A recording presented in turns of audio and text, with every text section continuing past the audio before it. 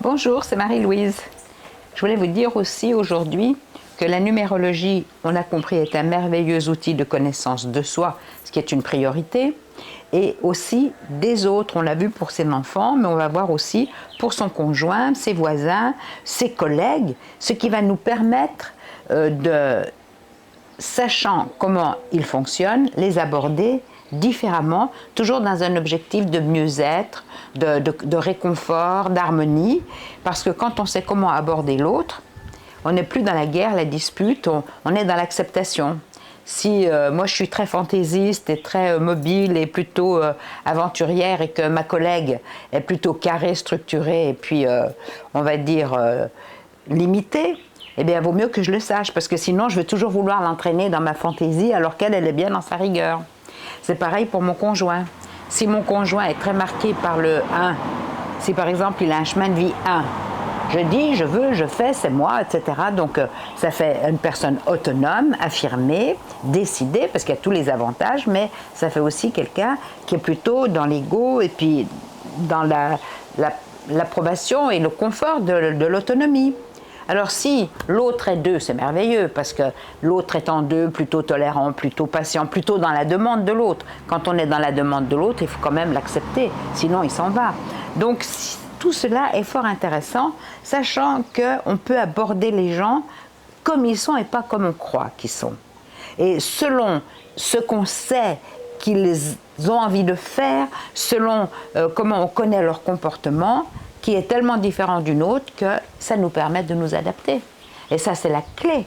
La clé du bonheur, de l'harmonie, de la convivialité, c'est de s'adapter à la différence de l'autre. Mais pour s'adapter à la différence de l'autre, encore faut-il la connaître. Et la numérologie nous donne cette possibilité. Alors bien sûr, tout le monde va peut-être pas vous donner son identité complète, mais vous savez, une date de naissance, beaucoup de gens la donnent facilement. Et vous avez compris qu'on en sort énormément d'informations. Donc pour vous parler un petit peu de l'intérêt de la numérologie, il y a quelques jours de ça, ce n'est pas vieux, j'ai des amis qui sont venus à la maison, donc certains que je connais très très bien et les autres un petit peu moins.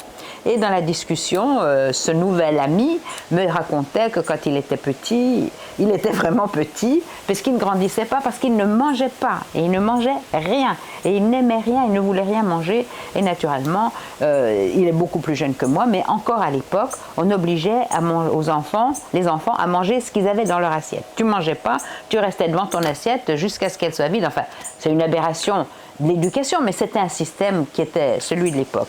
Et quand il me racontait qu'il mangeait absolument rien, qu'il avait le dégoût de tout, etc., je lui demande automatiquement sa date de naissance. Et qu'est-ce que j'entends?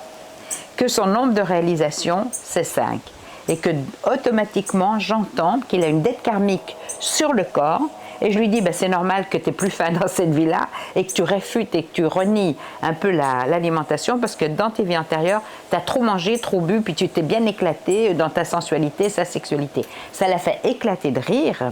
Et donc, tout d'un coup, ça percutait par rapport à ce qu'il avait expérimenté parce que maintenant, il a appris à ses enfants à manger correctement, et à respecter la nourriture.